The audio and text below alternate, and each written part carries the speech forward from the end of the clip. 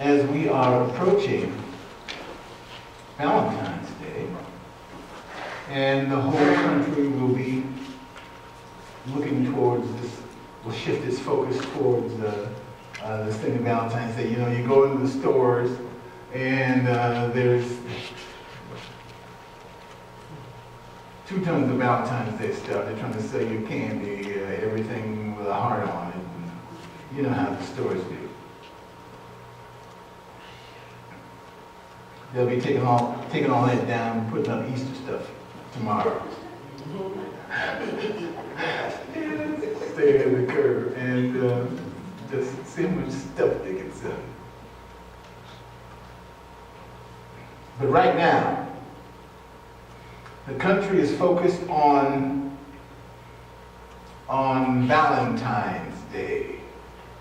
Old Brother Valentine, who got killed for disobeying the emperor. You all know that story. Quickly, I can't even remember which emperor it was. One of the Roman emperors believed that his soldiers made better soldiers if they didn't marry, if they had no wives at home to worry about. So he forbid the soldiers to get married. And a lot of these guys had sweethearts that they wanted to marry.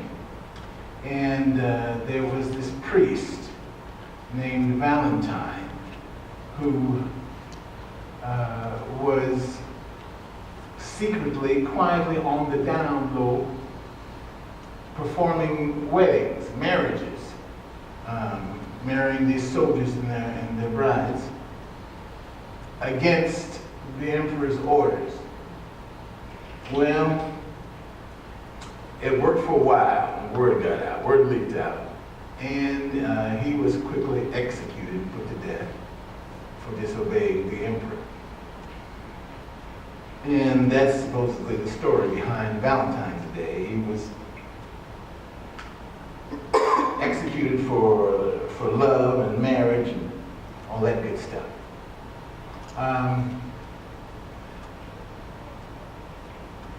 Much to your, I hope to your joy, there will be no executions today.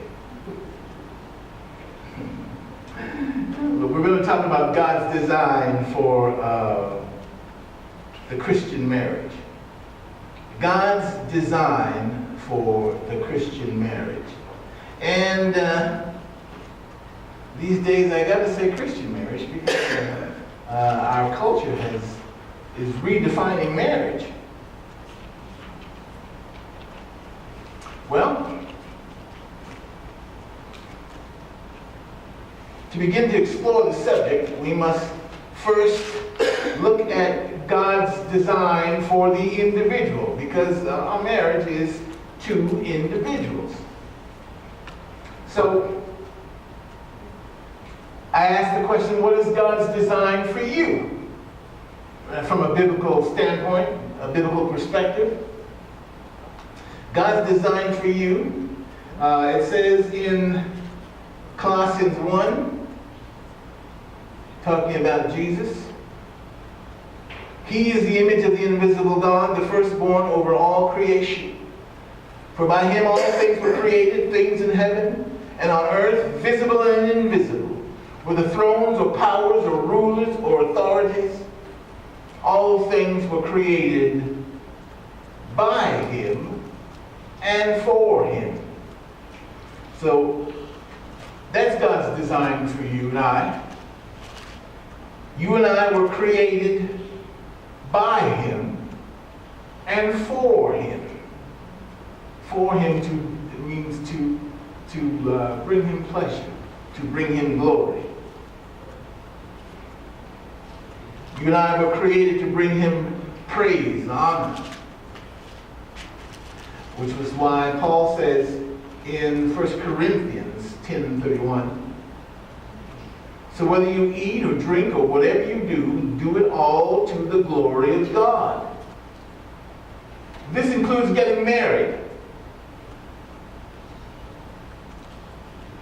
This includes the choice of a mate. Again, the choice of a mate. Choose your mate to the glory of God. And that means,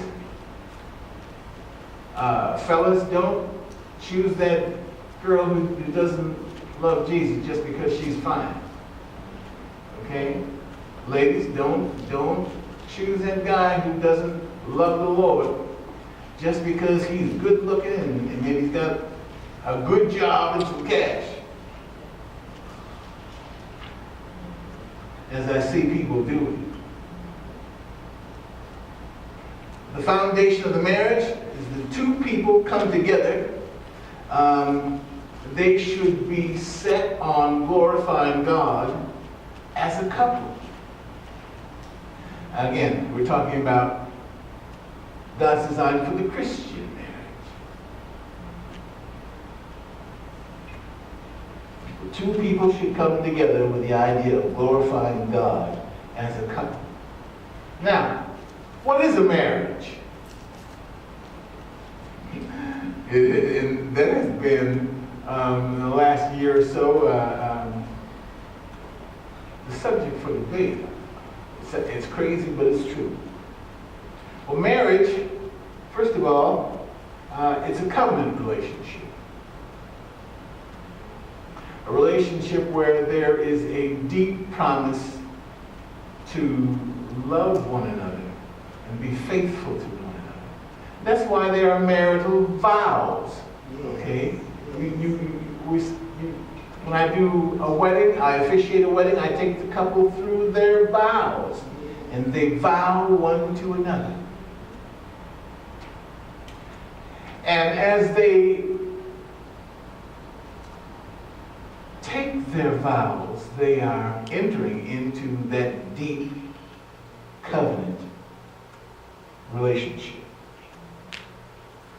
And it is a relationship in which the two become one. And that is in the eyes of God. That is not just about physical union, the sexual union. It is about one person, one self, as those words in the Greek about the two shall become one.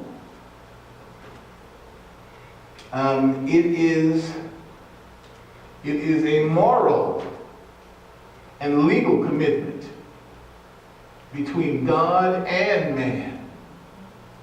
And it's in other words, it's all the way. You can make somebody a promise, but you don't want to put it in writing. It is not that solid of a promise. A marriage, I say, it's a legal commitment between God and man. That's why you got to get a marriage license. In the eyes of the state, it is a contract between two people. That's why you got to go to court and get a judge in order to break the contract. And so the idea of making it legal speaks of the seriousness of the vows, of the covenant. Okay, so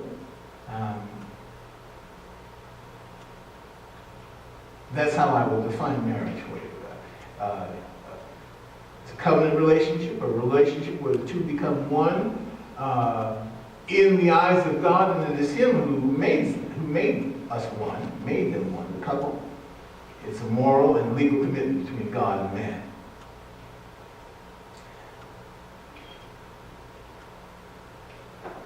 In Malachi chapter 2, God is kind of fussing at the man. And he says, you ask why? Because God was complaining about him. He says, it is because the Lord is acting as a witness between you and the wife of your youth, because you have broken faith with her, though she's your partner, the wife of your marriage covenant.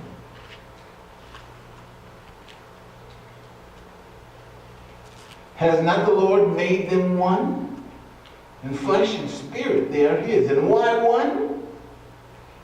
Because he was seeking godly offspring. So guard yourself in your spirit. Do not break faith with the wife of your youth. And you see here, I give you those because it helps us understand how God views marriage, how God views the couple and the marital vows and the covenant they made. He says, don't break faith, don't act treacherously with the wife, bride of your youth. And he says that, verse 15, the Lord made them one. And why one? Because he's seeking godly offspring. He's seeking godly offspring, which is a quick commentary on gay marriage. There is no such thing. I don't want to dwell there. But I will mention that quickly because I asked the question, what is marriage? And I'm going on to answer that question. Marriage is this union between a man and a woman, not two men, not two women. And God created this institution of marriage, and it says that he made them one because he was seeking godly offspring. There can be no offspring for the same-sex couple. Now, what's God's design for you? What is it? What is marriage? I guess it is appropriate to ask the question, why be married? We are living in a time, a day and age where a lot of people live together and don't get married. And so again, and they think it's the best thing to do for them. So we ask the question, why be married? God programmed us this way. Okay? He programmed us this way. We as human beings, we desire intimate companionship. And there's nothing wrong with that. Again, that's God's desire for us. The Lord said in Genesis chapter 2, the Lord God says, it is not good for the man to be alone. I will make a helper suitable for him.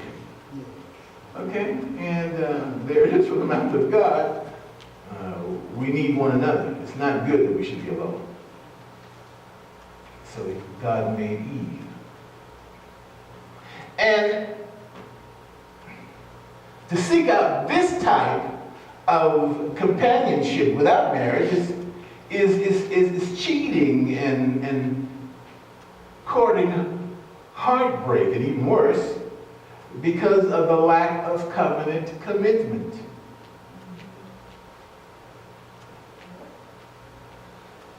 And to seek out this type of relationship, companionship without marriage, is the person is they're trying to be one person, one self. And I give you those words, one person, one self, because that's what it means where the two shall become one. One person, one self. They're trying to be that with someone who isn't one with them. It's a dividing relationship. It is if I can use the term, apply the term to this, it's a schizophrenic relationship. And they often end in heartbreak. But I've seen people settle for that. I know people who have been living together and not wanting to get married for decades. Or one wants to get married and the other one doesn't. I guess that as I bring these things to my mind, that's the situation. One wants to get married and the other one doesn't.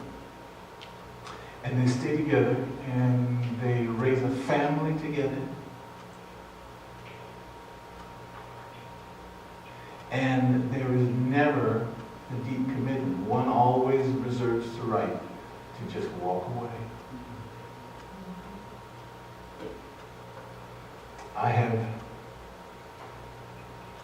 I know people who've been like this, and one of them passes away. And the person who's been with them for decades has no inheritance rights because they never got married.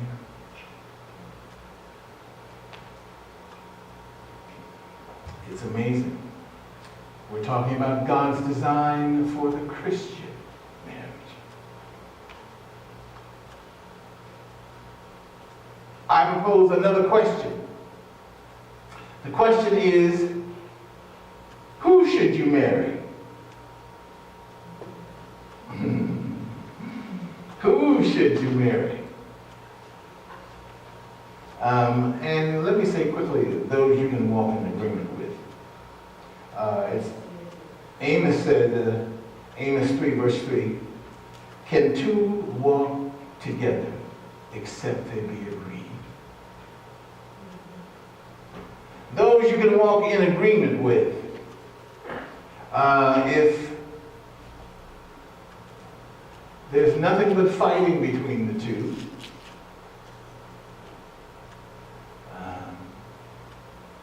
before marriage, what do you think is going to happen after marriage? After the vows. And let me say this about walking in agreement. You've got to agree in a marriage. You've got to agree to walk in agreement. You've got to learn skills like apologizing. Okay? I'm sorry. Please forgive me. And I tell couples that in premarital counseling. Learn to apologize. Get good at it. Apologizing is often a matter of pride. Swallow your pride. Lay it down over there and apologize. But it wasn't my fault, so apologize anyway. Because maybe it was your fault and you can't see it now.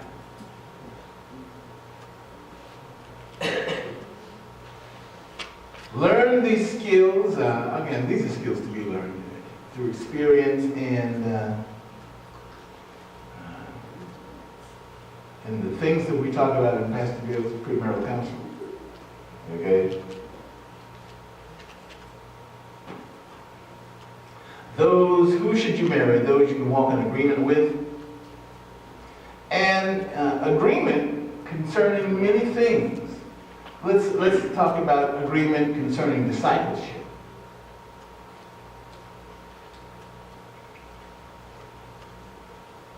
Paul gives us a scripture that we've used for many, many years concerning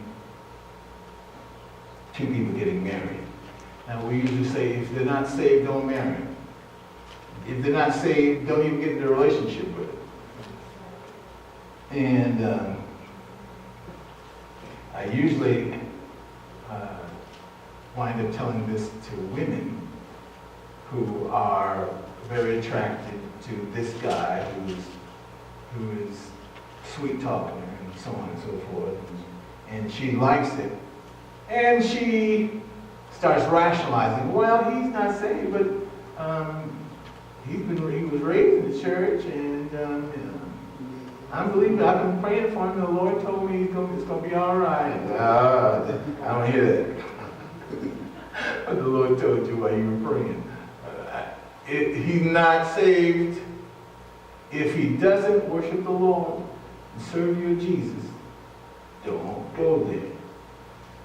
And the Bible says, do not be yoked together with unbelievers. For what do righteousness and wickedness have in common? Or what fellowship can light have with darkness? What harmony is there between Christ and Belial? Belial, that means the devil. What does a believer have in common with an unbeliever?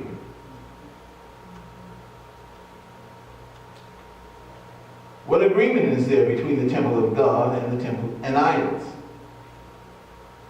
For we are the temple of the living God, as God has said, I will live with them and walk among them, and I will be their God, and they will be my people. Therefore come out from them and be separate, says the Lord. Touch no unclean thing, and I will receive you. That's kind of heavy. Don't be yoked together with unbelievers, and he ends it by saying, touch no unclean thing.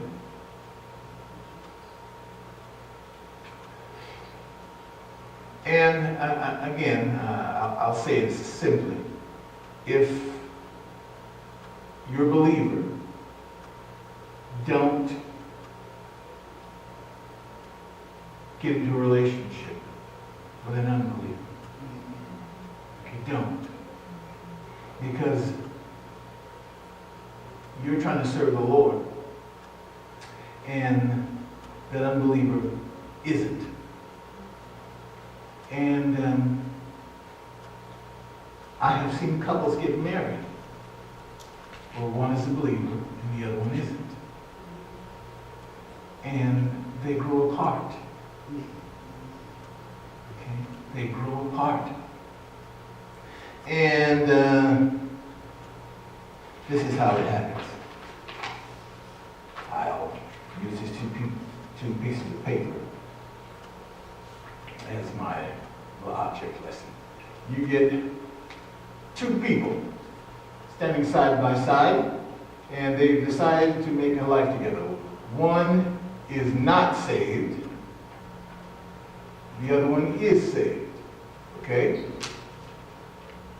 Now, you have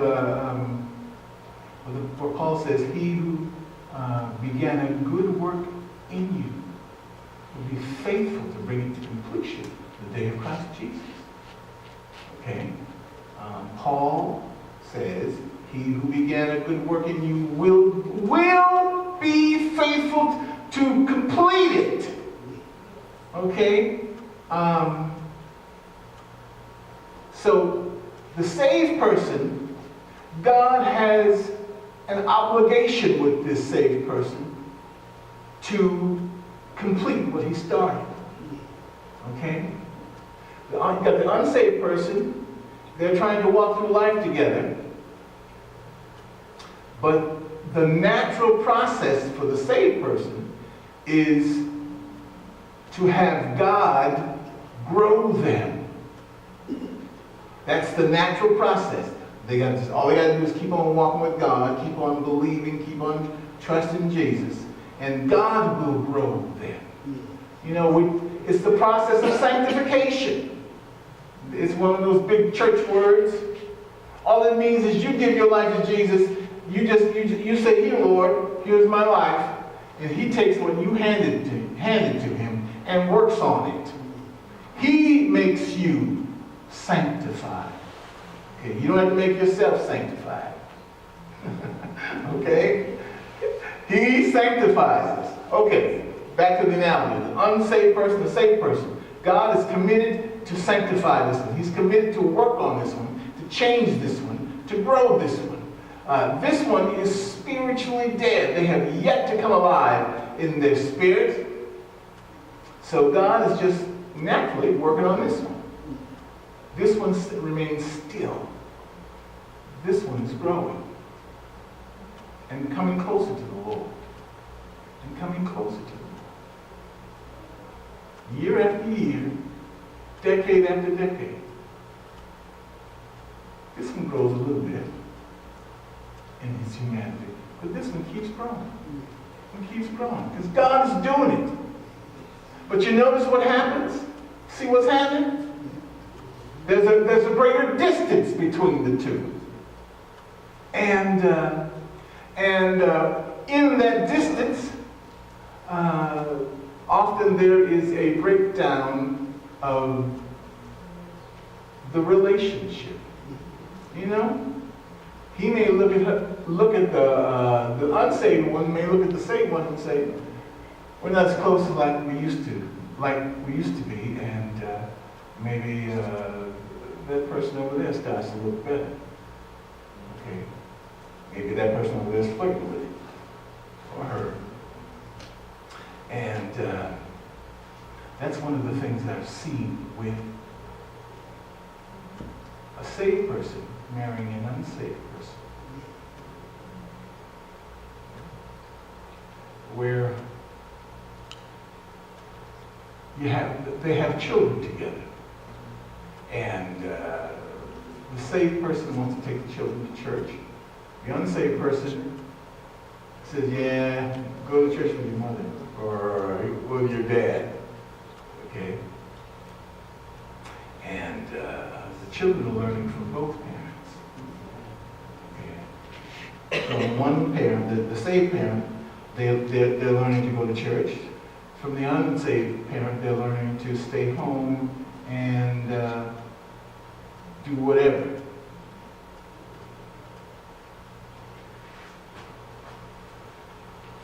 All right.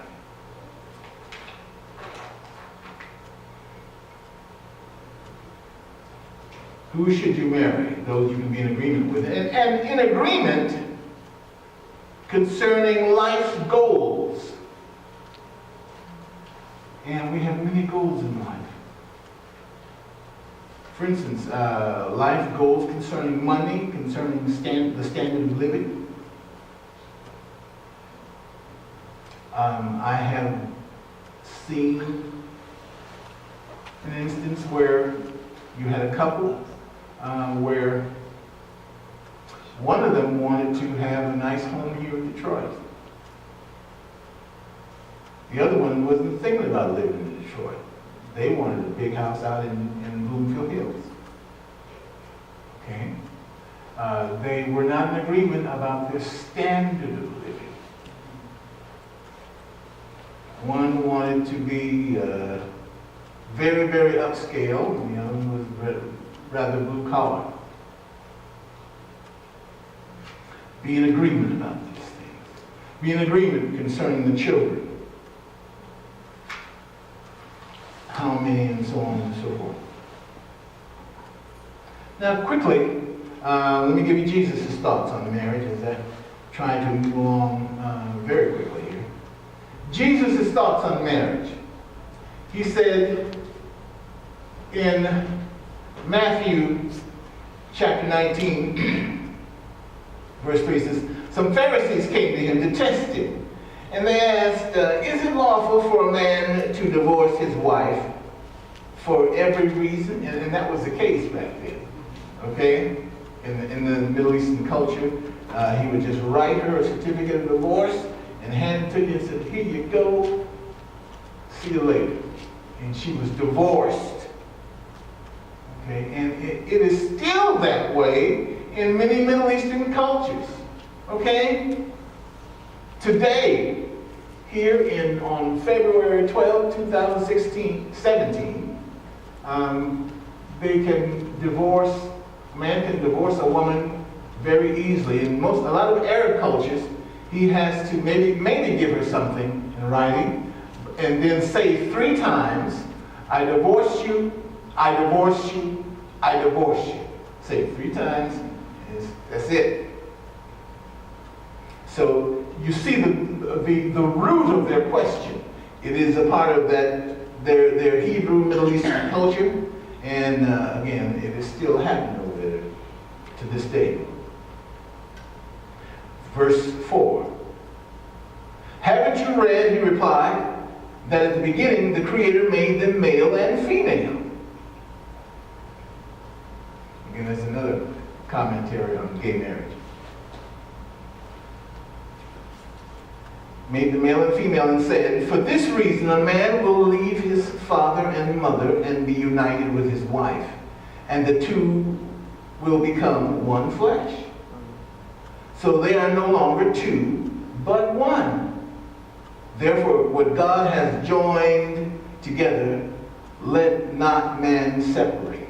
Now, here we go again, Jesus' thoughts on marriage. It's between a man and a woman.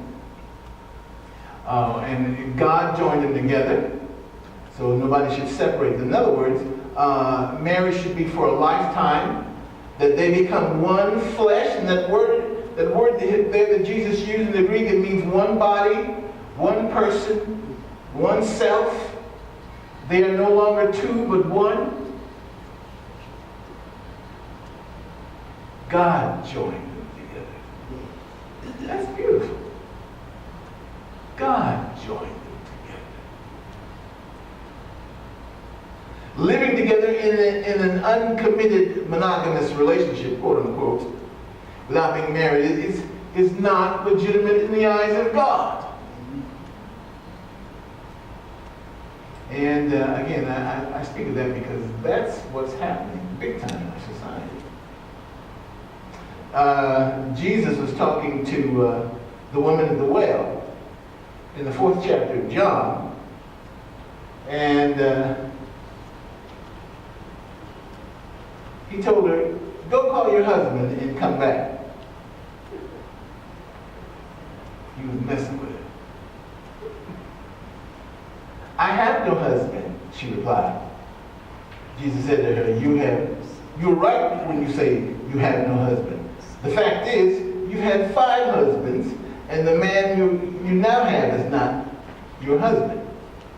What you have said is quite true." And at that point, she says, "Sir, I perceive that you're a prophet." Okay? "And the man that you have now is not your husband." They were living together in this monogamous, quote-unquote, committed monogamous relationship. And before we be too hard on sister here, remember, she's living in a culture when men did the divorcing. A woman could not divorce a man in this culture. Okay, so it says she's had 5 husbands. Either all 5 of them died, or she got divorced 5 times. They gave her a certificate of divorce. Wait a minute, just a minute, I got something on the right for you. There you go. And sent her away. And people who understand this Hebrew culture from that time period believe that she was barren. She couldn't have children and was divorced repeatedly because she was barren.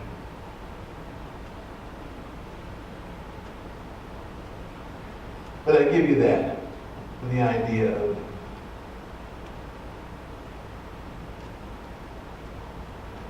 living together in the eyes of the Lord is not the way to go. And quickly, the roles we play.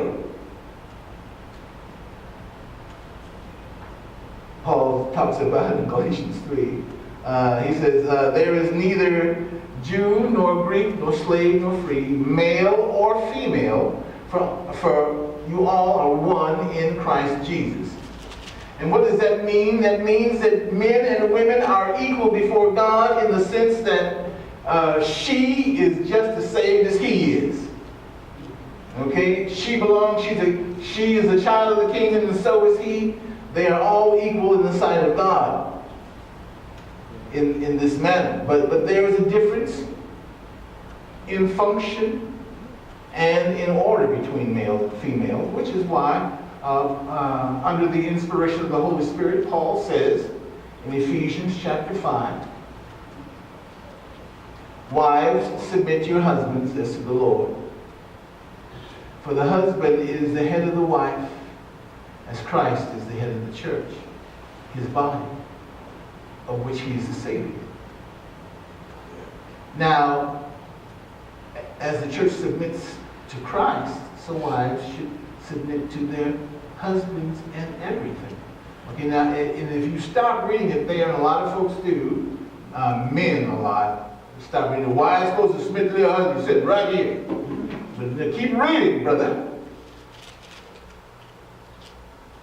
Husbands, love your wives, just as Christ loved the church and gave himself up for her, to make her holy, cleansing her by the washing with water through the word, and to present her to himself as a radiant church, without stain or wrinkle or any other blemish, but holy and blameless. In the same way, husbands ought to love their wives as their own bodies. He who loves his wife loves himself. After all, no one ever hated his own body, but he feeds it and cares for it, just as Christ does the church. For we are members of his body.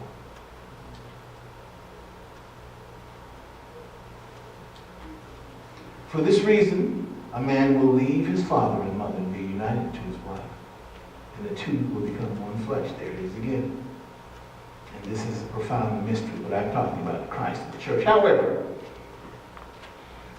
each of you must love his wife as he loves himself. And the wife must respect her husband.